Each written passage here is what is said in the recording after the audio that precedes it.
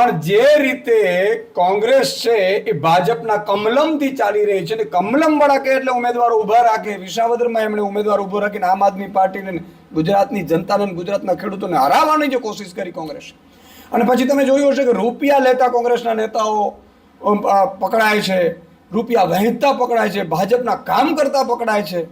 ત્યારે ગુજરાતની જનતાની ઉમ્મીદ એ બહુ ક્લિયર કટ થઈ ગઈ છે. અમે ગુજરાતની જનતાની વિરુદ્ધ જઈ ન શકીએ. ગુજરાતની જનતા હવે અમને એમ કહે છે કે કોઈ કોંગ્રેસ સાથે ગઠબંધન કરવાની જરૂર નથી. કોંગ્રેસના અદના કાર્યકર્તાઓ પણ આ જે વિસાવદરમાં જે થયું અને વિસાવદરમાં જે રીતે કોંગ્રેસે ભાજપ સાથે મળીને આમ આદમીને હરાવવાની કોશિશ કરી, ત્યારથી તમામ નીચેના તાલુકા જિલ્લાના કાર્યકર્તાઓ આમ આદમીમાં જોડાઈ ચૂક્યા છે. બાકી છે એ આગામી સમયમાં જોડાશે. એટલે આગામી સ્થાનિક સ્વરાજ્યની ચૂંટણીમાં હવે આમ આદમીની ઉમ્મીદ, આમ આદમી પાર્ટી એકલા હાથે ચૂંટણી લડશે.